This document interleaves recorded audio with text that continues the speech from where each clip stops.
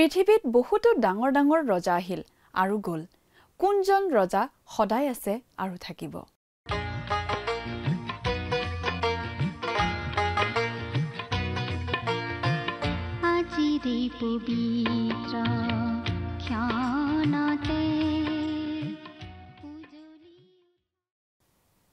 নমস্কাৰ, আমাৰ ভক্তিবচন অনুষ্ঠানলৈ আপোনাক স্বাগতম জনাইছো।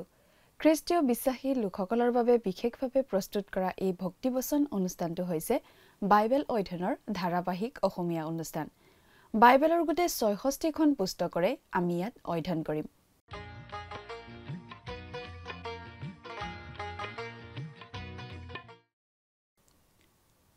প্ৰিয় দৰ্শক, আপুনি যদি আমাৰ এই অনুষ্ঠানটো নিয়মিতভাৱে শুনি আছে তেনেহলে আপুনি নিশ্চয় জানে যে আমি আমাৰ আগৰটো অনুষ্ঠানত বাইবেলৰ পুৰণি নিয়ম খণ্ডৰ দানিয়েল নামৰ পুস্তকখনৰ ৩ নম্বৰ অধ্যায়ৰ ১৭ নম্বৰ পদৰ পৰা ৩০ নম্বৰ পদলৈকে পঢ়ি তাৰ ভিত্তিত আলোচনা আগবঢ়াইছিলো। আজিৰ অনুষ্ঠানত এই দানিয়েল পুস্তকৰ ৪ নম্বৰ অধ্যায়ৰ ১ নম্বৰ পদৰ পৰা ৯ নম্বৰ পদলৈকে পঢ়ি তাৰ ভিত্তিত আলোচনা আগবঢ়োৱা হ'ব। নবুখদনেছৰ ৰজাই এটা সোণৰ প্ৰকাণ্ড মূৰ্তি নিৰ্মাণ কৰিছিল। ঘোষণা কৰা হ'ল যে যেতিয়া বাদ্যযন্ত্ৰবোৰ বাজিব তেতিয়া তাত উপস্থিত থকা সকলোৱে সেই মূৰ্তিটোৰ আগত প্ৰণিপাত কৰিব লাগিব।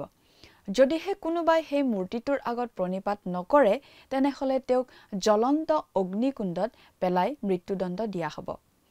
ছদ্ৰক, মৈশক আৰু অবেদনগোৱে নবুখদনেছৰৰ আজ্ঞা মতে সেই মূৰ্তিৰ আগত প্ৰণিপাত নকৰিলে। ৰজাই তেওঁলোকক সোধাত তেওঁলোকে অতি সাহসেৰে ক'লে যে যদি ঈশ্বৰৰ ইচ্ছা হয় তেন্তে তেওঁ তেওঁলোকক উদ্ধাৰ কৰিব, কিন্তু যদি উদ্ধাৰ নকৰেও তথাপি তেওঁলোকে সেই মূৰ্তিটোৰ আগত প্ৰণিপাত নকৰে। অৰ্থাৎ পৰিণতি যিয়েই নহওক কিয় এই তিনিওজন যিহুদী যুৱকে নবুখদনেছৰ ৰজাই নিৰ্মাণ কৰা মূৰ্তিৰ আগত নহয়, জীৱন্ত ঈশ্বৰৰ আগতহে সদায় সেৱা কৰাৰ সিদ্ধান্ত লৈছিল। ছদ্ৰক, মৈশক আৰু অবেদনগোক জ্বলন্ত অগ্নিকুণ্ডত পেলাই দিয়া হ'ল, কিন্তু ঈশ্বৰে তেওঁলোকক অলৌকিকভাৱে ৰক্ষা কৰিলে আৰু সেয়া সকলোৰে চকুৰ আগত ঘটিল। নবুখদনেছৰে জীৱন্ত ঈশ্বৰক চিনি পালে। তেওঁ সৰ্বশক্তিমান জীৱন্ত ঈশ্বৰ আৰু এই তিনিজন যুৱকক উদ্ধাৰ কৰা তেওঁৰ শক্তি চিনি পালে। তেওঁ মানি ল'লে যে তেওঁলোকৰ ঈশ্বৰ তেওঁৰ ঈশ্বৰতকৈ শ্ৰেষ্ঠ। এই তিনিওজন ইব্ৰী যুৱকক নবুখদনেছৰৰ দ্বাৰা পদোন্নতি দিয়া হ'ল। নবুখদনেছৰে ছদ্ৰক, মৈশক, অবেদনগোৰ ঈশ্বৰেই প্ৰকৃত ঈশ্বৰ বুলি বিশ্বাস কৰি এটা আদেশ জাৰি কৰিলে যে সকলোৱে যাতে সেই ঈশ্বৰৰহে সেৱা উপাসনা কৰে। সেই বিষয়ে তেওঁ যি ব্যক্তিগত সাক্ষ্য দিছিল সেই সাক্ষ্যটো আমি ৪ নম্বৰ অধ্যায়ত পাওঁ। এইটো নবুখদনেছৰৰ আচৰিত সাক্ষ্য আৰু এই মানুহজনৰ বিশ্বাসৰ বিকাশ দেখুৱাইছে।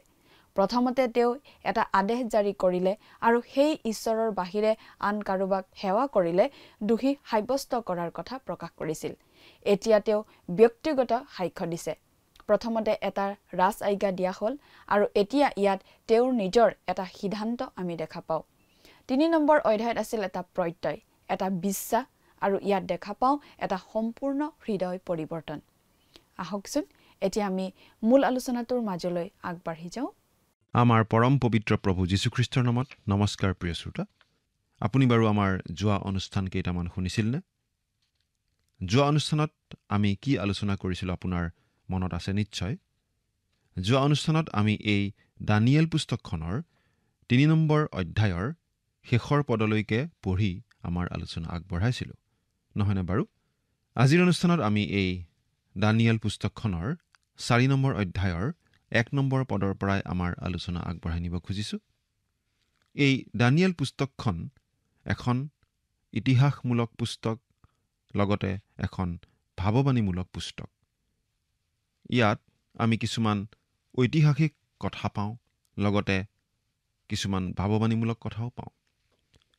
প্ৰিয় শ্ৰোতা, আমি যোৱা অনুষ্ঠানত বিশেষ ঘটনাৰ কথা পাইছিলোঁ। নবুখদনেছৰ ৰজাই এটা সোণৰ মূৰ্তি নিৰ্মাণ কৰাইছিল আৰু সকলো লোকক সেই মূৰ্তিৰ আগত প্ৰণিপাত কৰিবলৈ কৈছিল। কিন্তু ছদ্ৰক, মৈশক আৰু অবেদনগোৱে সেই মূৰ্তিৰ আগত প্ৰণিপাত কৰিবলৈ অস্বীকাৰ কৰিছিল। গতিকে ৰজাই তাৰ শাস্তিস্বৰূপে তেওঁলোক তিনিজনক জ্বলন্ত অগ্নিকুণ্ডত পেলাই দিছিল। কিন্তু তেওঁলোক তিনিওজন সেই জুইৰ মাজতো নিৰাপদে থাকিল। তেওঁলোকৰ লগতে সেই জ্বলন্ত অগ্নিকুণ্ডত চতুৰ্থ এজন ব্যক্তিকো দেখা গ'ল। তেওঁক আমি প্ৰভু যীশুখ্ৰীষ্ট বুলিয়েই বুজি পাওঁ। ৰজাই তেওঁলোক তিনিওজনকে অগ্নিকুণ্ডৰ পৰা মাতি আনিলে আৰু তেওঁলোকে উপাসনা কৰা ঈশ্বৰকেই প্ৰকৃত ঈশ্বৰ বুলি স্বীকাৰ কৰি আদেশ জাৰি কৰিলে, যাতে সকলো লোকে সেই জনা ঈশ্বৰকেই উপাসনা কৰে।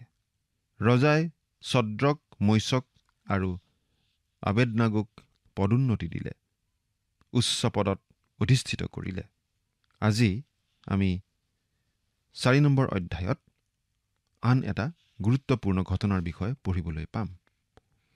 এই 4 নম্বৰ অধ্যায়টোত আমি নবুকদনেছৰ ৰজাৰ বিষয়ে এতিয়ালৈকে যিমানখিনি কথা জানিব পাৰিছোঁ, তাতকৈ আৰু অধিক কথা জানিবলৈ পাম।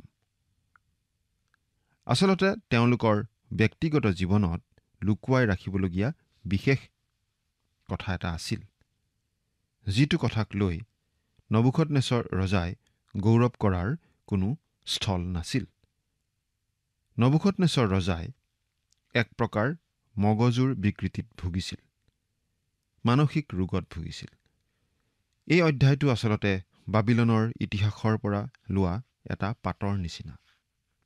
নবুকদনেছৰ ৰজাই যি মানসিক ৰোগত ভুগিছিল, সেই মানসিক ৰোগটো আজি চিকিৎসকসকলে বৰ ভালদৰে বৰ্ণনা কৰিব পাৰে, আৰু বহুতো বিশ্ববিখ্যাত শাসনকৰ্তাই এই ৰোগটোত ভুগিছিল।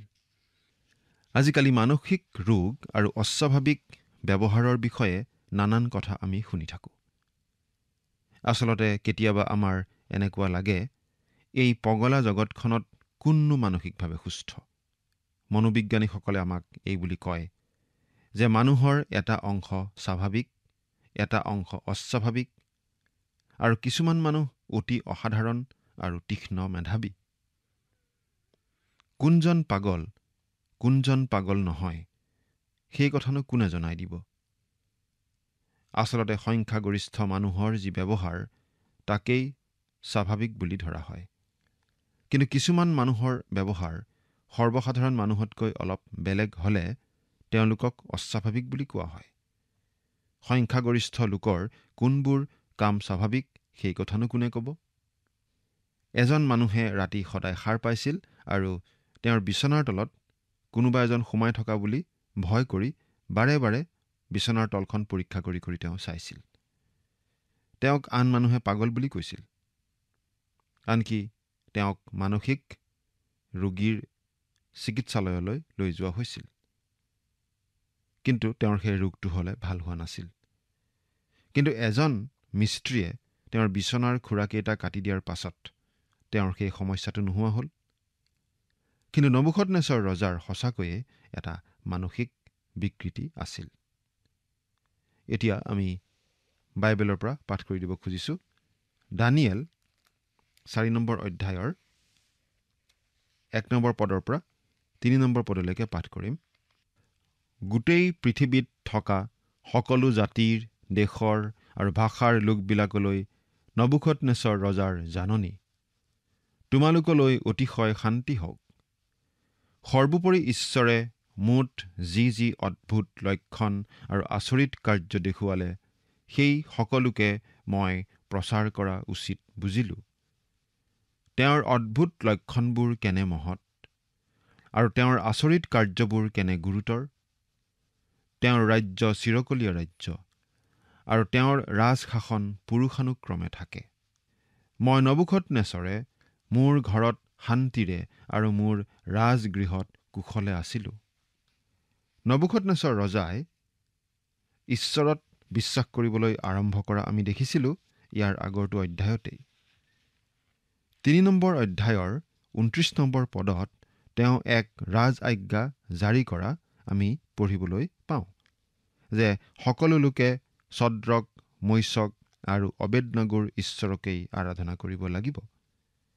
তেওঁ কেৱল ৰাজ আজ্ঞা জাৰি কৰাই নহয়, ইয়াত তেওঁ নিজৰ ব্যক্তিগত সাক্ষ্যও দাঙি ধৰা আমি দেখিবলৈ পাইছোঁ। তেওঁ তেওঁৰ সাম্ৰাজ্যৰ সকলো জাতি, সকলো ভাষা, সকলো ফৈদৰ লোকলৈ এই শান্তিৰ বাৰ্তা পঠিয়াইছে। তেওঁ সাম্ৰাজ্যৰ শান্তিৰ কথা কোৱা নাই, কাৰণ তেওঁৰ ৰাজ্যত কোনো অশান্তি বা বিদ্ৰোহ নাছিল। কাৰণ তেওঁৰ প্ৰচণ্ড শক্তিৰে তেওঁ সকলোকে বশত ৰাখিছিল, সকলো বিদ্ৰোহ তেওঁ দমন কৰিছিল। তেওঁ কৈছিল যে সৰ্বোপৰি ঈশ্বৰে তেওঁত অদ্ভুত লক্ষণ আৰু আচৰিত কাৰ্য দেখুৱালে। এৰা ছদ্ৰক, মৈশক আৰু অবেদনাগোৰ ঈশ্বৰ এতিয়া নবুকদনেছৰ ৰজাৰো ঈশ্বৰ হ'ল। ইয়াত তেওঁ আৰু এটা কথা মানি লৈছে যে ঈশ্বৰ হৈছে ৰজাৰো ৰজা। ঈশ্বৰৰ ৰাজ্য চিৰস্থায়ী, ঈশ্বৰৰ ৰাজ্য যুগমীয়া। মানুহৰ ৰাজ্যৰ উত্থান পতন হয়। অতি পৰাক্ৰমী ৰজাও কালক্ৰমত পৃথিৱীৰ বুকুৰ পৰাই নিশ্চিহ্ন হৈ যায়। কিন্তু ঈশ্বৰ চিৰস্থায়ী। নবুকদনেছৰৰ দৰে বিশ্ব সম্ৰাট এজনেও এই কথা মানি লৈছে যে ঈশ্বৰহে আচল ৰজা। নবুকদনেছৰ ৰজাই ইয়াত যি শান্তিৰ কথা কৈছে, সেই শান্তি মানুহৰ হৃদয়লৈ আহে যেতিয়া ঈশ্বৰৰ সৈতে সেই হৃদয়ৰ নিবিড় সম্বন্ধ স্থাপিত হয়। প্ৰভু যীশুৱে ক্ৰুচত নিজৰ অমূল্য তেজ বোৱাই এই শান্তি সম্ভৱ কৰি তুলিলে। যিকোনো লোকৰ অন্তৰলৈ এই শান্তি আহিব পাৰে, কাৰণ প্ৰভু যীশুক গ্ৰহণ কৰাৰ লগে লগে সকলো পাপৰ প্ৰায়চিত্ত হৈ যোৱা বুলি আশ্বাস লাভ কৰিব পাৰি। আমাৰ পাপৰ শাস্তি প্ৰভু যীশুৱে নিজে ল'লে ক্ৰুচৰ ওপৰত। পাপৰ বেজ বা শাস্তি হৈছে মৃত্যু। সেই মৃত্যু আমাৰ হৈ তেওঁ বৰণ কৰিলে ক্ৰুচৰ ওপৰত। তেজ উলিওৱা নহ'লে পাপমোচন নহয়। আমাৰ পাপমোচন কৰিবলৈ তেওঁ নিজৰ পবিত্ৰ তেজ বোৱালে ক্ৰুচৰ ওপৰত। সেইকাৰণে যেতিয়াই আমি প্ৰভু যীশুক বিশ্বাস কৰি আমাৰ ত্ৰাণকৰ্তা বুলি গ্ৰহণ কৰোঁ, আমাৰ সকলো পাপৰ প্ৰায়চিত্ত হৈ যায়। ঈশ্বৰৰ দৃষ্টিত আমি হৈ পৰোঁ সম্পূৰ্ণ নিষ্পাপ, সম্পূৰ্ণ ধাৰ্মিক। ঈশ্বৰৰ সৈতে আমাৰ শান্তি স্থাপন হয়। সকলো অশান্তিৰ মূলতেই আচলতে পাপ। এজন ডেকা মানুহে এবাৰ এই বুলি কৈছিল, মোৰ ক'তো শান্তি নাই। মই নিজক লৈও অসন্তুষ্ট, মই মোৰ মা দেউতাক লৈও অসন্তুষ্ট, মই শিক্ষকক লৈও অসন্তুষ্ট, মই কাৰো লগতে সন্তুষ্ট নহয়, কাৰো লগতে মোৰ শান্তি নাই। আচলতে ঈশ্বৰৰ সৈতে আমাৰ মিল হ'লেই আন সকলোবোৰ সম্বন্ধ ঠিক হৈ যায়। মানুহৰ অন্তৰত প্ৰকৃত শান্তি আহিলেহে আন সকলো পিনে শান্তি উপভোগ কৰিব পাৰে। সেই প্ৰকৃত শান্তি আহে যেতিয়া ঈশ্বৰৰ সৈতে আমাৰ সম্বন্ধ স্থাপন হয়। কিন্তু আমাৰ পাপেই ঈশ্বৰ আৰু আমাৰ মাজত বাধাৰ প্ৰাচীৰ। প্ৰভু যীশুৰ তেজেই সেই বাধাৰ প্ৰাচীৰ ভাঙি দিব পাৰে। প্ৰভু যীশুৰ তেজেই আমাক সকলো পাপৰ পৰা মুক্তি দিব পাৰে। এতিয়া আমি পঢ়িবলৈ পাওঁ নবুকদনেছৰ ৰজাৰ 3টা সপোনৰ কথা। নবুকদনেছৰ ৰজাৰ যি মানসিক বিকৃতি আছিল, তাৰ প্ৰথমটো লক্ষণ আমি পাওঁ এই 4 নম্বৰ পদটোতেই। সেই পদটো আকৌ এবাৰ পঢ়ি দিছোঁ। মই নবুকদনেছৰে মোৰ ঘৰত শান্তিৰে আৰু মোৰ ৰাজগৃহত কুশলে আছিলোঁ। ইয়াতে এটা কথা বিশেষভাৱে মন কৰকচোন। এই পদটোত নবুকদনেছৰ ৰজাই নিজক বা নিজৰ বস্তু বুজাবলৈ 3বাৰ 3টা সৰ্বনাম ব্যৱহাৰ কৰিছে। মই, মোৰ, মোৰ। আমি 4 নম্বৰ পদৰ পৰা 10 নম্বৰ পদলৈকে পঢ়িলে এই কথাটো বিশেষভাৱে দেখা পাম যে প্ৰতিটো পদতে নবুকদনেছৰ ৰজাই নিজক বুজাবলৈ এই সৰ্বনামকেইটা ব্যৱহাৰ কৰিছে। অৰ্থাৎ নবুকদনেছৰ ৰজাৰ মূল সমস্যাটো আছিল তেওঁ নিজৰ কথা খুব বেছিকৈ চিন্তা কৰিছিল। ইয়োবৰো সেই সমস্যাটো অলপ আছিল। 5 নম্বৰ পদটো পঢ়িম। এনে সময়ত মই এটা ভয় লগা সপোন দেখিলোঁ। আৰু মই শয়ন কৰা সময়ত নানা চিন্তা আৰু মানসিক দৰ্শনে মোক ব্যাকুল কৰিলে। এয়া তেওঁ আকৌ নিজৰ কথাই কৈছে। তেওঁ এটা সপোন দেখিছিল আৰু সেই সপোনটোৱে তেওঁক বাৰে বাৰে আমনি কৰিছিল। এতিয়া 6 নম্বৰ পদৰ পৰা একেবাৰে 9 নম্বৰ পদলৈকে পাঠ কৰি দিম। এই হেতুকে সেই সপোনৰ ফলিতা মোক জনাবৰ নিমিত্তে বাবিলৰ সকলো বিদ্বান লোকক মোৰ ওচৰলৈ আনিবলৈ মই আজ্ঞা কৰিলোঁ।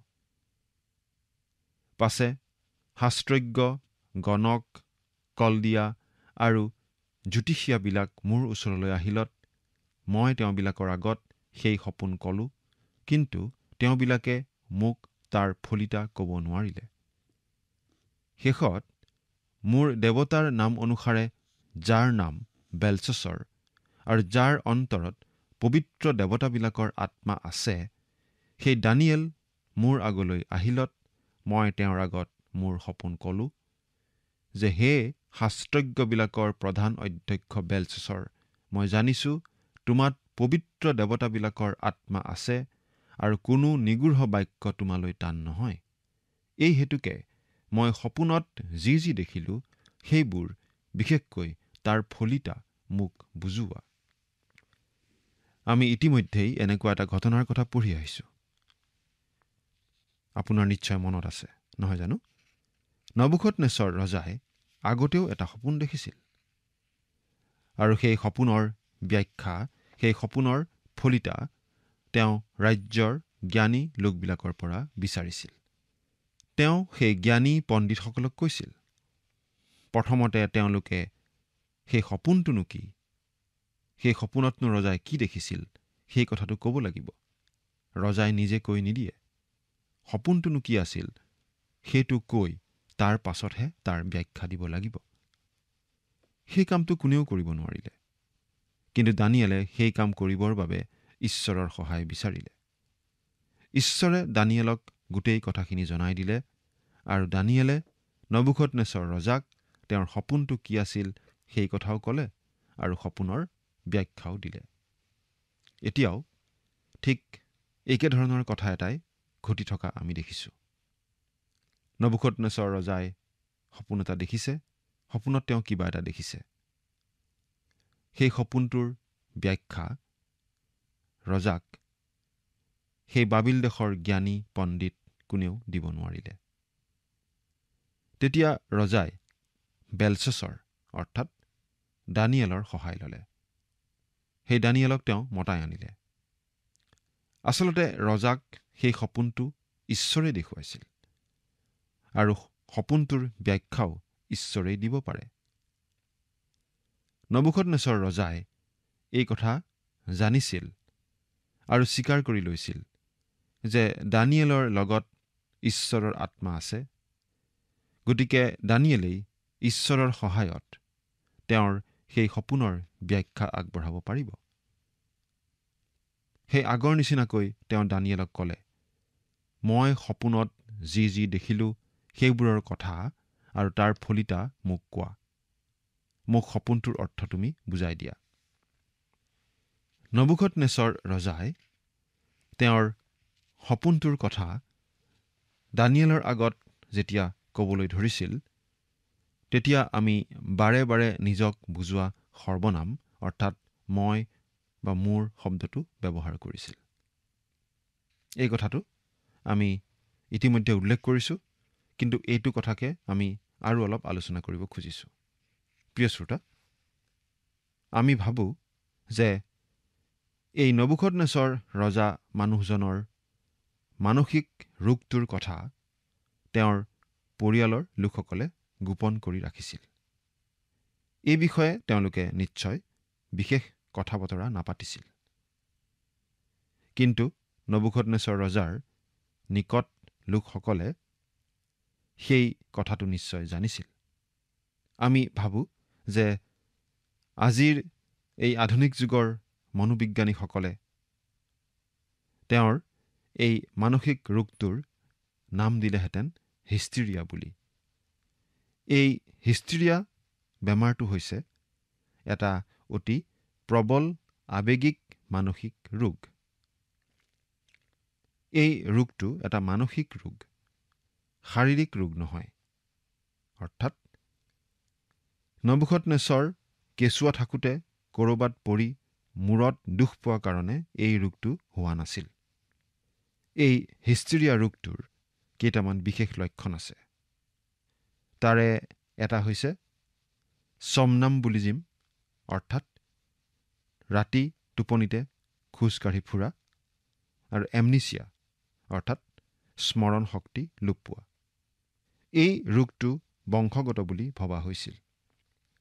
ইতিহাসবিদসকলে আমাক এই বুলি জানিবলৈ দিয়ে যে বহুতো বিশ্ববিখ্যাত শাসকে মানসিক বিকৃতিত ভুগিছিল।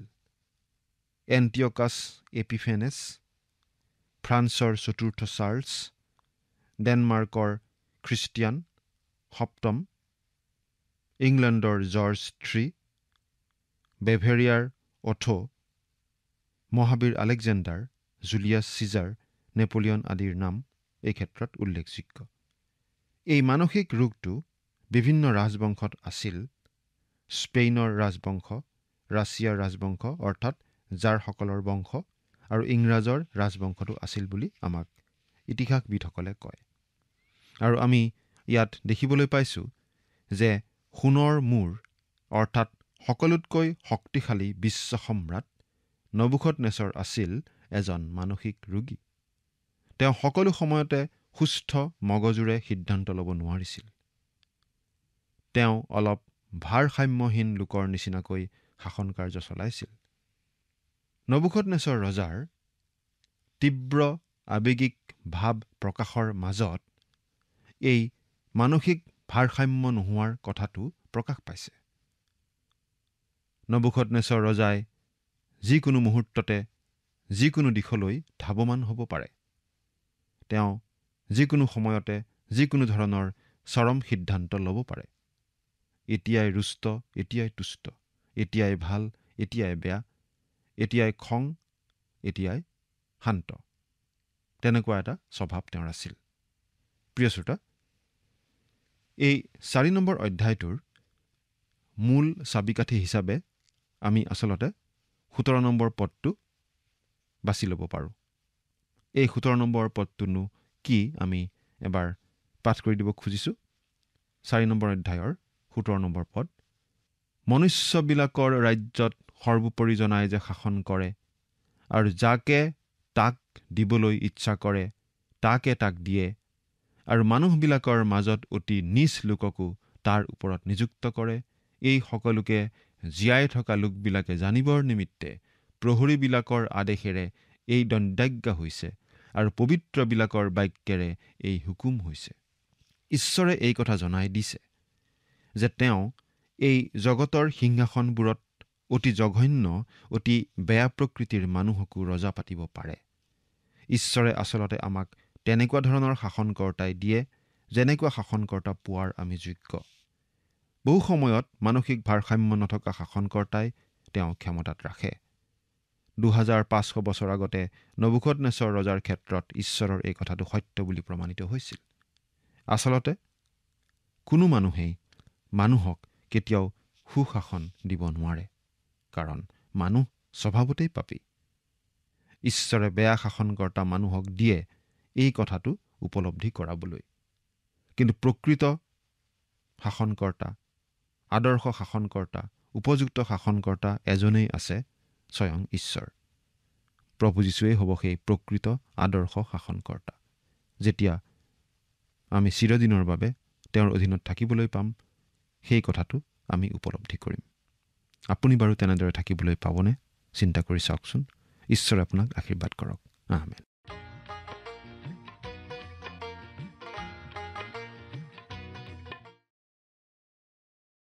নবুখদনেছৰ ৰজাই আকৌ এটা সপোন দেখিলে। সেই সপোনটোৰ কথা তেওঁ বাবিলৰ বিদ্বান লোকসকলক ক'লে, আৰু বুজাই দিব নোৱাৰা বাবে তেওঁ বেলছছৰ অৰ্থাৎ দানিয়েলক মাতি আনি তেওঁৰ আগত সপোনটো জনালে আৰু তাৰ অৰ্থ বুজাই দিবলৈ ক'লে।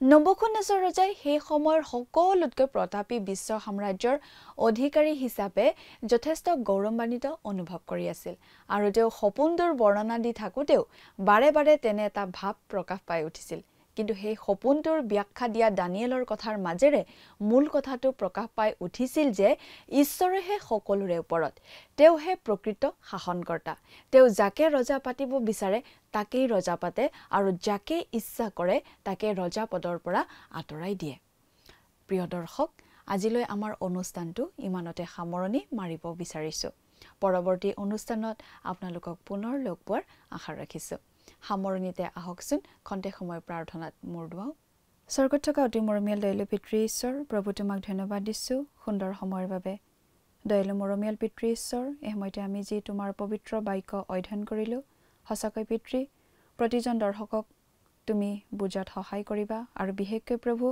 এই অধ্যয়নৰ যোগেদি যি বাৰ্তা তেওঁলোকৰ জীৱনলৈ প্ৰভু তুমি আনিছা তাক যাতে তেওঁলোকে বুজি পাব পাৰে আৰু প্ৰভু তেওঁলোকে যাতে সেইমতে চলিবলৈ প্ৰভু পাৰে তেনে আশীৰ্বাদ প্ৰভু তুমি তেওঁলোকৰ ওপৰত দান কৰিবা আৰু তেওঁলোকৰ যি প্ৰয়োজন সেই সকলো প্ৰয়োজনসমূহ প্ৰভু তুমি তেওঁলোকৰ পূৰণ কৰিবা এই সকলো যাচনা মহান ত্ৰাণকৰ্তা প্ৰভু যীশু খ্ৰীষ্টৰ নামত অৰ্পণ কৰিছো আমেন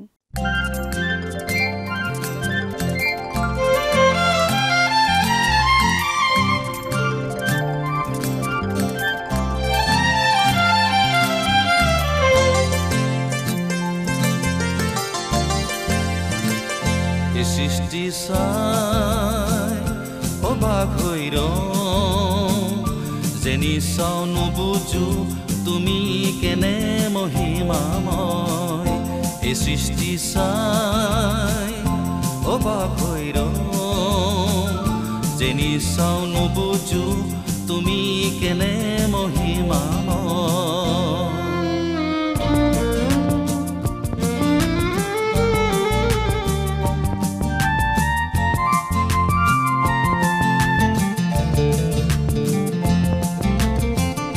আকাশৰ বুকু তোমাৰ পৰাক্ৰম পৃথিৱীত সৃষ্টিৰ কেনে অনুগ্ৰহ বাক্যেৰে পৃথিৱীক সজালা নৈ পৰ্বত পিৰিখেৰে আঁকিলা সুন্দৰ ভাৱনা মনোৰম ৰচনা জানজুৰি যেনেকৈ বৈ গৈছে নদীলৈ প্ৰশংসা নিগৰে হে প্ৰভু তোমালৈ জানজুৰি যেনেকৈ বৈ গৈছে নদীলৈ প্ৰশংসা নিগৰে হে প্ৰভু তোমালৈ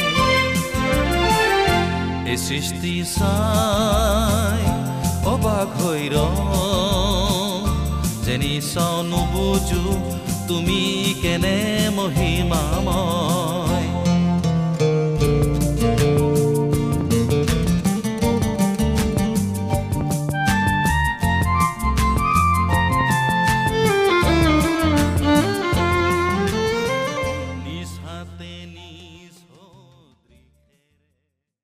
দৰ্শক আশা কৰোঁ ভক্তিবচন অনুষ্ঠানটি উপভোগ কৰি আপোনাৰ নিশ্চয় ভাল লাগিছে এই বিষয়ে আপোনাৰ মতামত জানিব পাৰিলে আমি নথৈ আনন্দিত হ'ম আপোনাৰ যদি আমাৰ এই অনুষ্ঠানটি উপভোগ কৰি ভাল লাগিছে তেন্তে অনুগ্ৰহ কৰি আমালৈ এটি মিছ কল দিয়কচোন আপোনাৰ এটা মিছ কল আমাৰ বাবে অতি মূল্যৱান প্ৰতিটো মিছ কল দিয়া সকলৰ মাজৰ পৰা এজন বিশেষ দৰ্শকক বাছি লৈ সপ্তাহৰ শেষত পুৰস্কৃতও কৰা হ'ব মিছ কল দিয়া নম্বৰটো হৈছে 04449081 আপোনাৰ যদি কিবা প্ৰাৰ্থনাৰ বিষয় থাকে বা অধিক জানিবলৈ ইচ্ছা কৰে তেন্তে টেলিফোনৰ মাধ্যমেৰেও আমাক যোগাযোগ কৰিব পাৰে আমাৰ টেলিফোন নম্বৰটো হৈছে 7429840242 আপুনি আমালৈ ইমেইল অথবা পত্ৰযোগেও যোগাযোগ কৰিব পাৰে তাৰ বাবে আমাৰ ইমেইল আইডি আৰু পোষ্টেল এড্ৰেছটো টিভি পৰ্দাত চাই লওকচোন পুনৰ লগ পোৱাৰ আশাৰে আজিলৈ ইমানতে সামৰিছোঁ ঈশ্বৰে আপোনাক আশীৰ্বাদ কৰক ধন্যবাদ।